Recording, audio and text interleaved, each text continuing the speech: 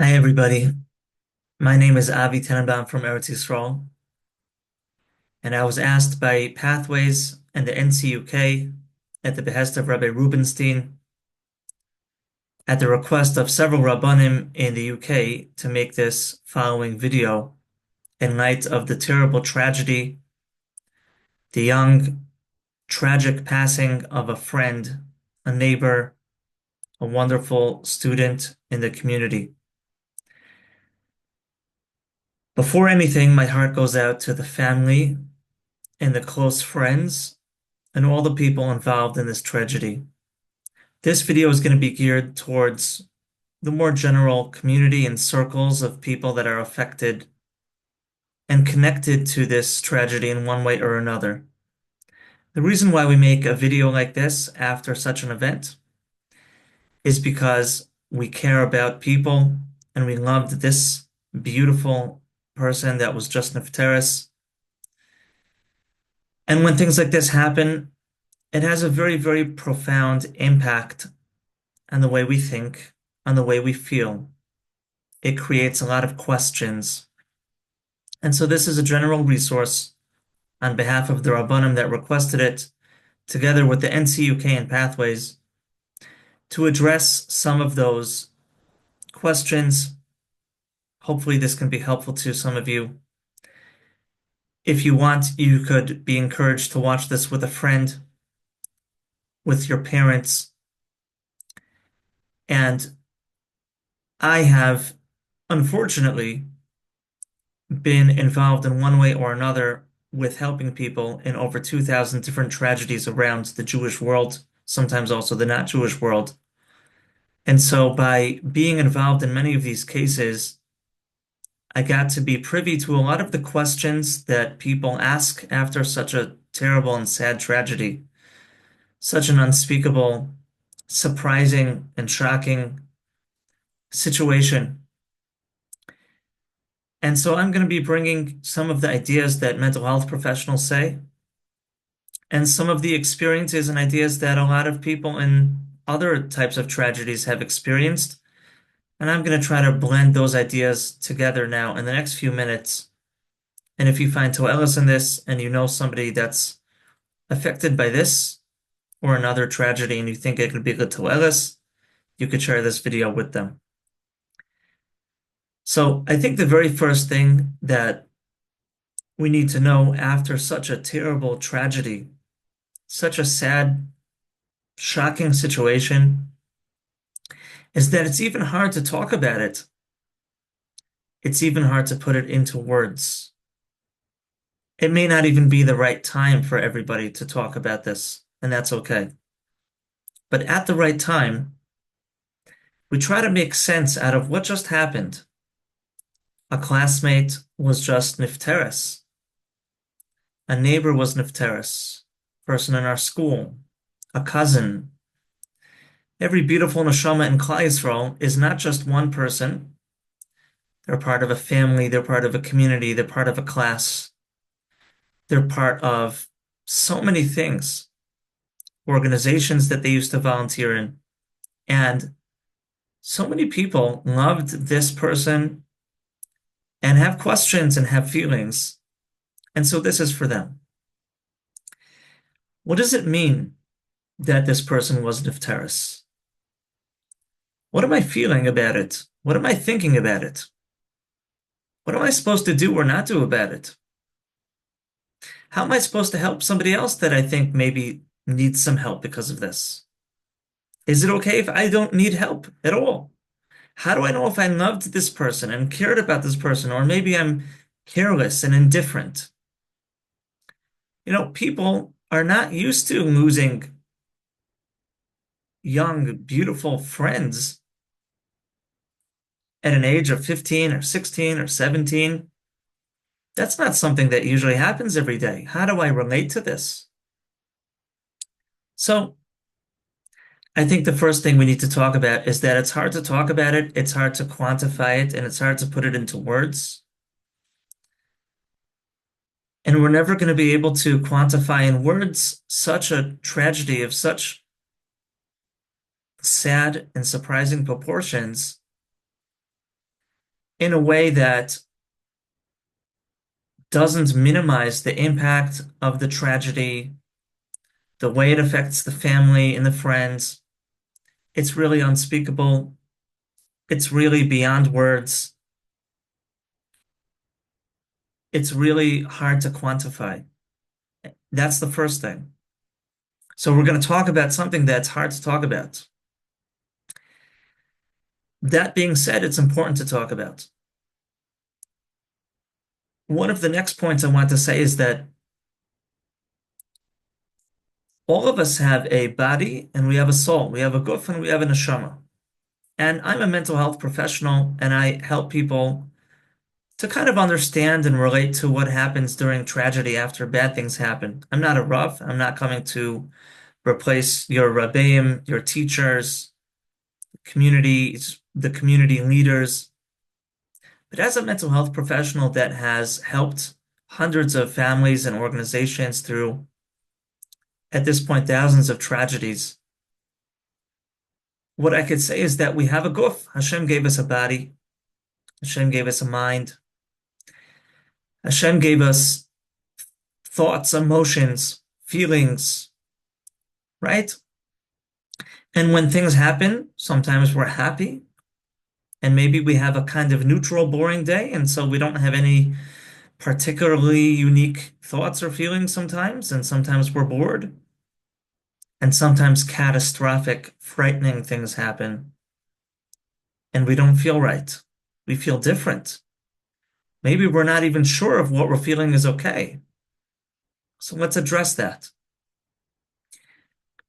One of the very important things that I want you to share with anybody that needs to hear it is that after tragic circumstances like this, very fast, sudden story where a girl has a reaction to something and goes to the hospital and is in such level of illness and the situation is so precarious, and then we're all davening and we're all joining together and we're caring, and they're nifteres.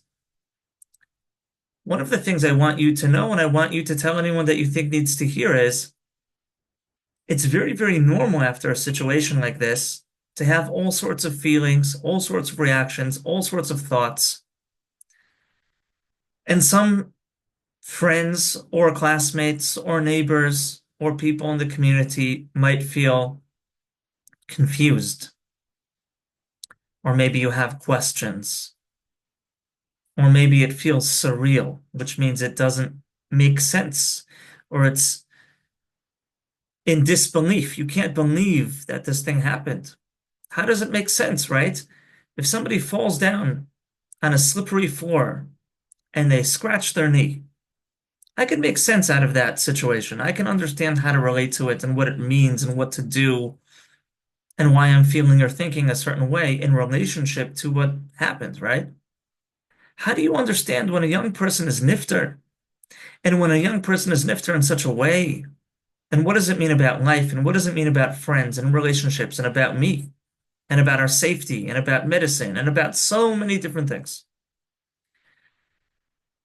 So these events touch us in a very, very sensitive place.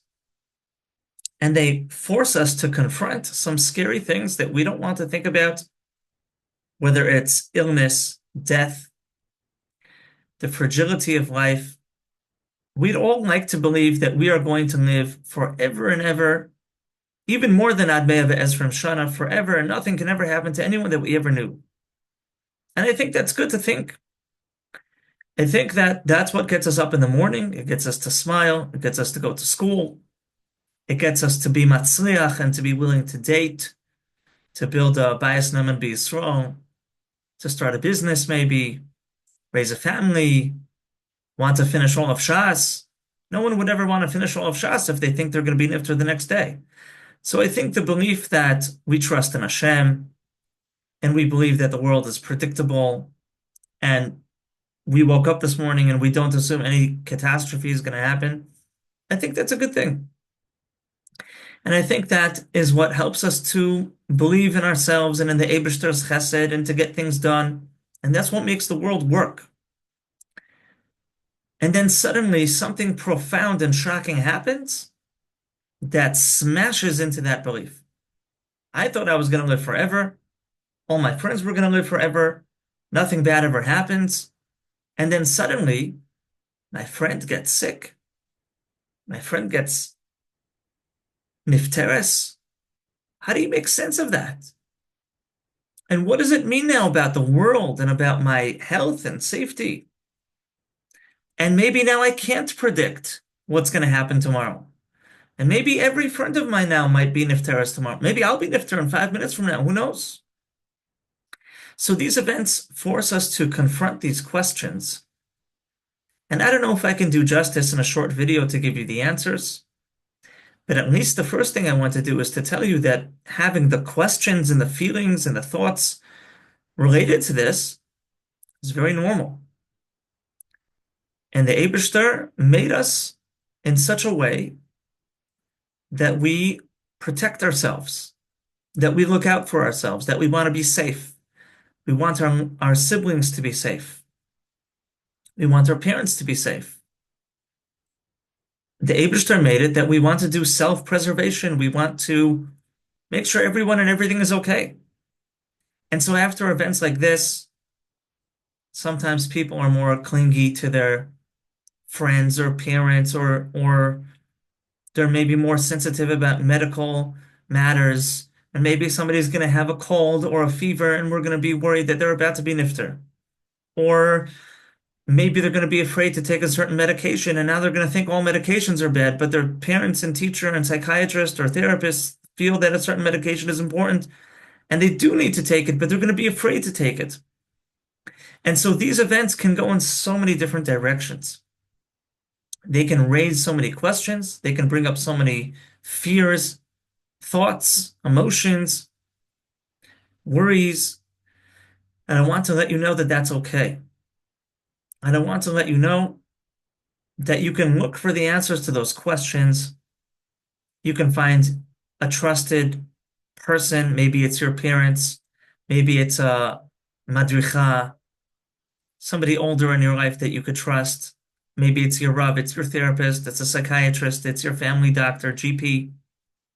But it's somebody that you can trust and you can share these feelings and thoughts with, and you can talk about what's troubling to you, and you can try to explore together what to do or what the answers might be. Maybe sometimes the answer is even just to share it to somebody else, and for somebody else just to listen without giving any advice, and just sharing something sometimes helps. Because if I share with you what I'm worried about, you might feel validated, right? I'm worried about something and I tell you, and you don't judge me, I feel good. So just the act of me sharing with you something and then you listening without running to give me ideas and advice, that itself is a very powerful thing just to share. And that's what the Torah says, Daiga b'leiv ish yisichena, right? It's a well-known thing in the Torah that when you share something with somebody else and they just listen, not judgmentally, they're able to just hear you and validate, it could really help us to feel understood.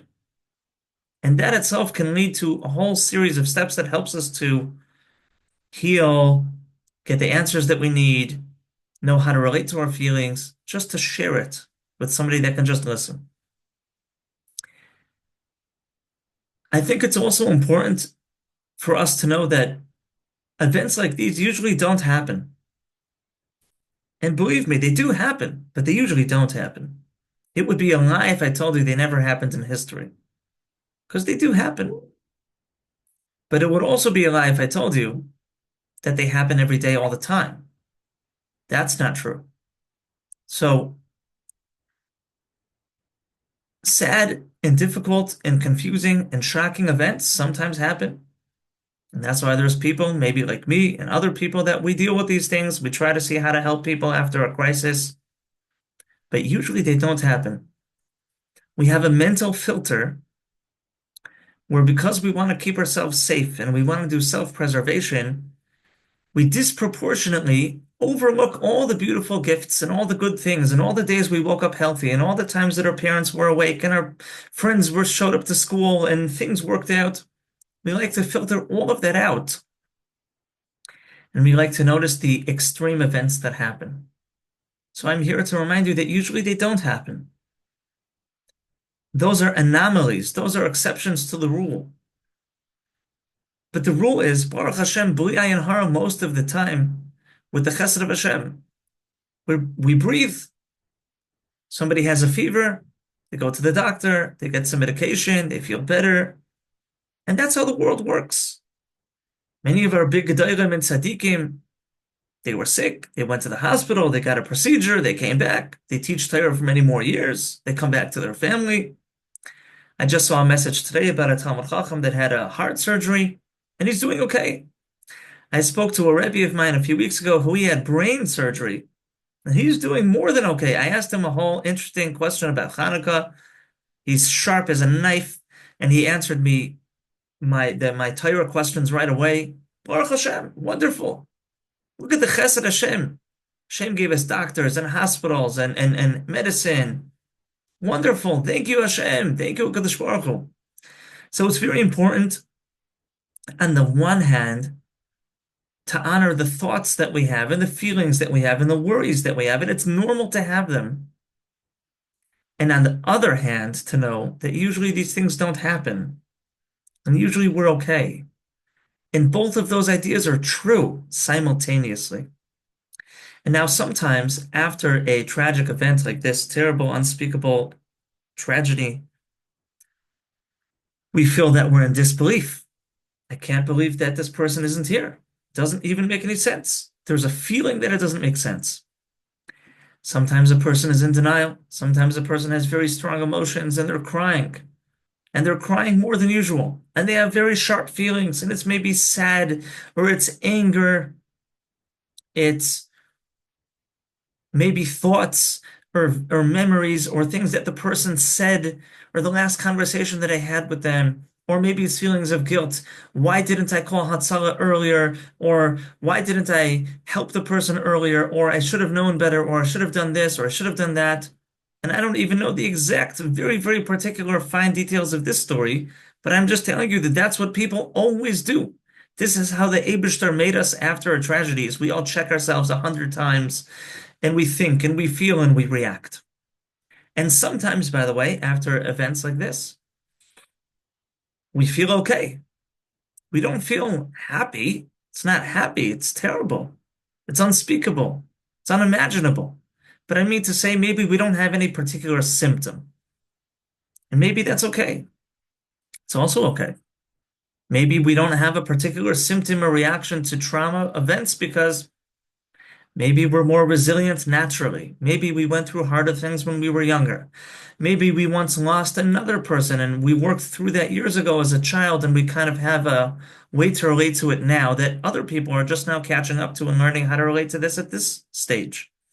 So everybody's different. Maybe some people, the way that they're going to relate to this event is by davening a lot, or by doing an extra mitzvah, by having extra kavana, being extra careful in Lashon Hara. And that's okay. I remember a friend of mine when I was younger, maybe I was 18 or 19 at the time, and a friend of mine's father was nifter. And how did he relate to his own father being nifter after an illness? He decided to learn Bava Kama for 6 times. He went through the Masechtas Bava Kama 6 times.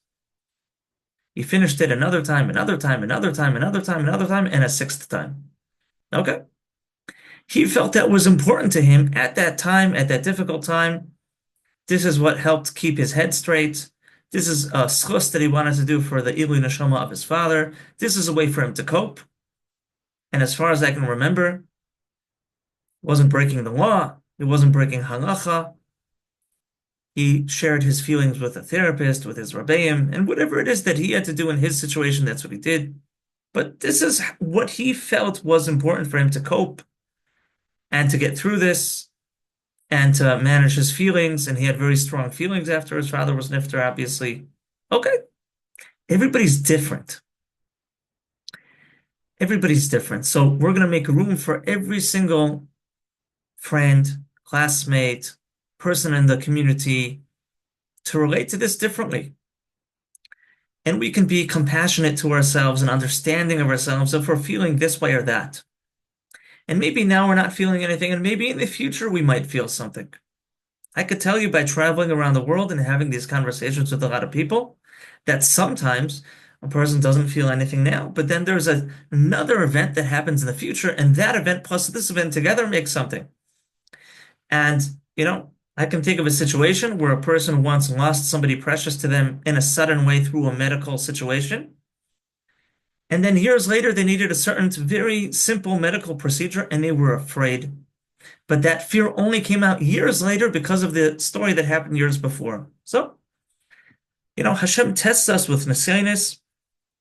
Hashem knows what's good for us and confronts us with some challenging situations. And sometimes we're confronted with loss. Hashem yirachem. And we have to grieve. And we have to have powerful feelings. And we have to see together as a class, as friends, as a community, how do we support one another? How do we support the people that are in the middle of it all unaffected? What do we do? And how do we reorganize ourselves around what happened? And how do we, on the one hand, show respect to the person that was nifter, but then on the other hand, live our lives? And what's considered loving and remembering the person, and what's considered being indifferent and careless and cold and showing that, almost like disrespect. What's the right balance? And how am I supposed to feel? And if I understand from this video how I'm supposed to feel now, a few days after the event, I can feel in any sort of way and everyone's different. How am I meant to feel after a few days, after 30 days? What if this was one of my best friends? How am I meant to feel after a year? So part of my answer to you is, those are good questions. Those are valid, wonderful questions. Bring those questions to your parents, to a therapist, to your Rav, to whoever it is in your life. I don't know every person. I don't know who you're in touch with and who you trust and how your family works and how your Rav works and if you have a therapist. Everyone's different. But whatever's good for you with whoever's trusted, these are good questions. These are important things to discuss and to figure out, to make sure that we all have what we need. And if I'm struggling, hopefully I can feel comfortable enough with you to tell you. And if you're struggling, hopefully you can feel comfortable enough with somebody to share it with them. And hopefully they can be comfortable enough to hear what you shared and to just listen and to say, wow, thanks for sharing that. Is there any way that I could be helpful to you right now? Is there anything that you need? Is there anything else you want to share? It's also okay if you don't want to share more. It's also okay if you want to share more later at a different time. Right? I think when we talk about going through tragedy, I think one of the things I see people do around the world is they force somebody to speak and they force somebody to share. It's almost like they have a stick and they're like hitting the person with the stick to get more out and get more out. I don't think that we should force people to do anything. But I do feel that after events like this, it definitely affects somebody somewhere. And I want that person to feel comfortable that they can approach you and they can share it with you. And if you're that person, I want you to feel comfortable that you can go to your parents, you can go to the right person, and you can share this with them. And they can know how to relate to you and hear you out. And you can explore together in collaboration what to do, how to get the answers, how to get the advice, how to get the solution, how to just get through today. Whatever the topic is, whatever the nisayon is, whatever the reaction is, right? When we share and we admit and we talk and we can bring that to a trusted person, good things happen. And then we can be mentally well and we can be in a good status of avodas Hashem.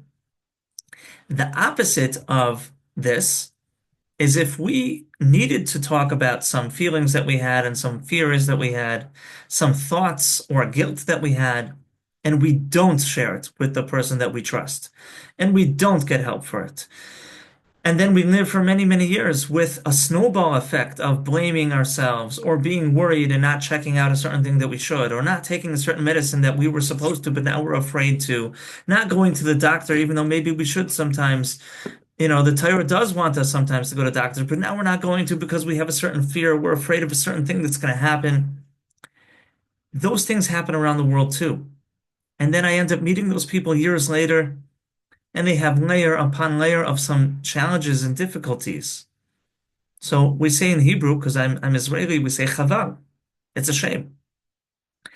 Let's be a community where everybody feels comfortable enough to trust somebody special in their life to share what they're feeling, ask their questions, get their solutions.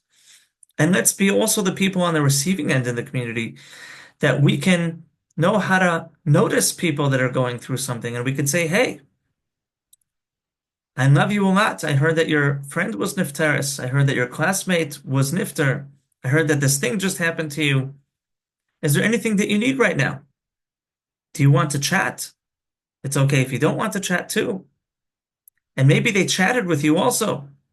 Is there anything else you want to share? Is that enough that you want to share today? That's okay too. If all you wanted to share is this amount today, that's also okay. We want it to be okay and comfortable for people to access help in the form of their friend, in the form of their parents, their Rav, their therapist, whoever it is, and together to be with that person and support them in a way that's good for them, not in a way that we're forcing them and we're smashing them to give more details and more information and forcing and pushing, and not in a judgmental way where people won't want to share because we're going to judge them, and not in a way where people share and we throw at them so much advice and genius ideas that they feel that we're not listening to them. Just hearing somebody share is so powerful, it's so transformative, right? There are stages when bad things happen too. Right after somebody is nifter, especially a young person, and especially in such circumstances, we have all sorts of reactions. And our guf, our body, and our mind really is involved. And then as we go on in the days to come, 3 days later, 4 days later, 2 days later, some of our reactions and our feelings start to subside. We start to feel a little bit of relief, a little bit better. Maybe we hear talks from our teacher, our parents gave us a certain perspective. Maybe after a certain amount of time, our Rav, our Rebbe gives a certain perspective. Usually the guf and the needs of the guf and the mind and the emotions comes first because Hashem put us in a guf and He gave us a mind. And we react and we're frightened and we're terrified and we're shocked. And those are reactions because we're confronting our fragility. We're confronting death. We're confronting death in a young person, in a person that we all were sure we would dance at their wedding. Death in a person that we were sure we would live with them on May Esrim Shana. How do you understand it? How do you grasp it? How do you put this in words? How do you even talk about it? I'm an expert. I've spoken about this hundreds of times, and I still try to figure out each time how to talk about it. And that's okay. And at some point, there's a transfer from being a guf to being a neshama. We're not only a guf. We have thoughts, we have beliefs, we have emunah, we have bitachon, we have hashkafa, we have questions about the world. Schar v'einish, olam haba. What does it mean? Why did it happen? We have philosophical, existential hashkafa questions because we learn Torah and we have so many beautiful Torah ideas in our mind, and we're trying to join what happened in our world to the Torah that we learned. How do they meet together? How do I translate the world events in my life, especially the important ones, like losing a friend, with the Ramban that we once learned, with the Vart of Rav Dessler that we were once taught, with the Rashi al Torah that we learned in class? How do we fit that together? And those are good questions too. And we're allowed to ask those questions. And it's the job of our teacher, of our Rabbeim, of the Rav, of our parents, to give us the hashkafa at the right time and in the right way to understand from a Torah perspective. So there's a time for that too. And maybe that doesn't happen right away, but often, in my experience and in the experience of other professionals helping people through a tragedy, at some point, it's a few days later, it's during the Shiva, maybe it's a week later, maybe it's 2 weeks later, A lot of people have those types of questions. Why did Hashem do this? What does it mean? How come the tefillos didn't work? All sorts of interesting questions that people ask. And in Yiddishkeit, one of the very special things about Yiddishkeit is you can ask any question to your rabbeim. You can ask any question to your teachers, and they can help you find an answer. We have a beautiful Torah with all the answers to everything in life. It's the guide to life. So we can ask those questions, and we can find the answers, and it might be a journey, and it might be hard to figure out, but we could figure it out. And once we go through this shocking type of event, and once we start to wrap our head a little bit around it, and that might take a few weeks, and that might take a few months, and for some people, that might even take a few years. Each person, depending on who they are, depending on their relationship to this tragedy, and maybe also previous things that they experienced in their life, we try to wrap our head around it. And then we come out with something that maybe we didn't have before. And this is already a really far away stage. And I'm not expecting anybody to get to this quickly. But that's something called growth. Post-traumatic growth, a new understanding of the world, of the Bria, new appreciation for life. But those are things that we don't do right away.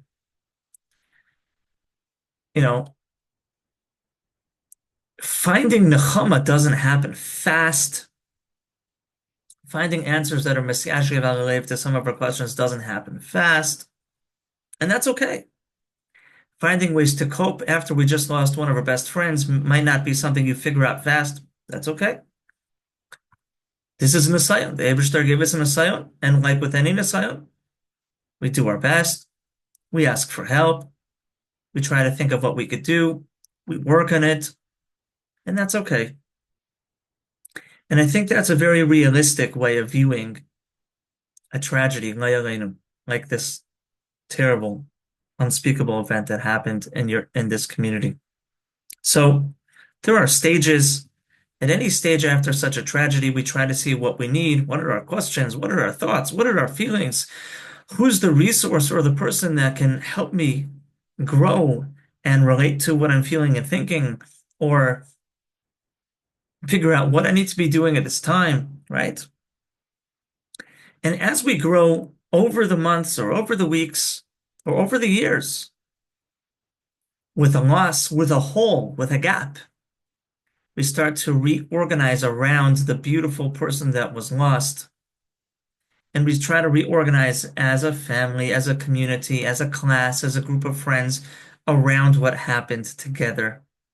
Each person with a different way of coping, each person with a different relationship to what happened and to the nifteres, and each person with a different reaction, and each person with a different person to ask some advice from and get guidance from, and that's okay. And just like I might go through it differently, you'll go through it differently, and I'll respect the way that you go through it, and you'll go respect the way that I go through it. What we don't want to happen is we don't want people that are having very strong feelings and thoughts and questions not to be able to ask them, not to be able to get the help that they need. If they have a fear, they have a question in Amunah, they have a hard time sleeping, they have a certain image they can't get out of their head. We don't want them to live for the next 5 and 10 years with that lurking around. We want to settle that. That's part of the Avodas Hashem of being in such a situation. Nobody ever asks for a tragedy and a crisis. And it's never even going to be so easy to understand until the Asad Levi, when the Eibishter reveals everything. How could you understand it? How could you understand? The Chafetz Chaim would always talk about how we have such a limited view and we're such small people. But that being said, we have to function and we have to be happy and we have to be productive and we have to be good friends to the nifteres and we want to know how to remember them. And we have school to come back to after holiday, after Hanukkah. And we have obligations to ourselves and obligations to our family, obligations to the Eibishter, obligations to this friend that passed away, that they would want us to remember them and maybe be mischazik because of them. And so this is the sugya that we're dealing with. And this is why we're talking about it, is to open up that discussion and take those questions, take those thoughts, take those feelings, take those experiences to whomever and do whatever it is that we need to do do good things with it, not sweep it under the rug, not pretend it isn't there, but to work through it, to figure it out. At this point, from the beginning of the talk until now, we've spoken about how there's always on a certain level going to be a certain experience that we all have when we talk about a crisis and a tragedy, like a young person being nifteres suddenly in such a way that on a certain level, no amount of talks and logic can make it feel as if it didn't happen. It happened, and it feels, and we have thoughts, we have emotions, and it's part of our life. Hashem confronted us with it. Here it is right in front of us. But we can face it because it's here anyways. And we could see, what am I feeling as a guf, as a person with a mind, with my thoughts, with my emotions? Who can I share it with? Can I think of ways that can help me to cope through the next few days? And then as I move into the next stage, can I think of a way to be misabel, be misnachem, learn how to grieve, learn how to remember this person, gradually, gently, with compassion, learn how to wrap my head around this, learn how to continue my relationship with this beautiful person that was nifteres in a way that I don't feel I just threw them away. We're not throwing anybody away. We love this person forever. We're going to always remember them. And here's how that might look like. And for each person in each community, in each school, in each class, each neighborhood, each shul, to figure out what that looks like. On the one hand, we're going to move on in the future when we're ready. But on the other hand, in a way that we're incorporating this person into our life forever and figuring out how to balance that. And what does that look like? Right? So there's a lot of feelings, a lot of thoughts, a lot of stages, and a lot of transitions from the moment we hear the bad news to a day later, to after the Shiva, to the Shleishim, to the yard site. Each person different, each person in their situation. And Be'ezras Hashem, with some understanding and with working together and with noticing one another and with seeing, looking out for our friends and making sure everybody has what they need, everybody's related to, everybody's listened to. We offer people help if we think that's what they need. We listen to them if we think that's what they need. We help them be connected to a therapist or a Rav or a person to answer their questions, or we make time to have a conversation with them, or maybe they just need to spend some time and go on a walk, or maybe they need to figure out how to solve a certain problem, how to get a certain thought out of their mind, how to relate to a certain very strong emotion. Altogether, I always believe that people have the resources inside of them and in their family and in their community and in the Torah and with Emunah and Bitachon, each thing in its time and in its place and in the right way and with a therapist, whatever it is, to figure these things out. And it's not easy. And we didn't want to be here. And we want our friend back. But here we are. And now that we're here, here's what we could do.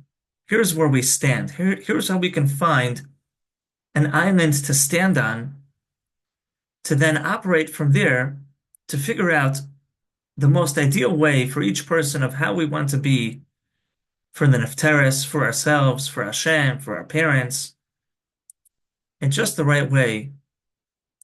And then to remember, incorporate, grieve, process, understand on the right timeline, at the right pace, in the right way, until we become healthier, more productive people, and we grow through it.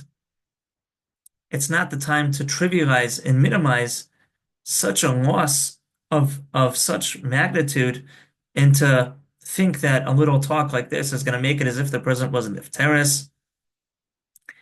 But it's to open up discussion.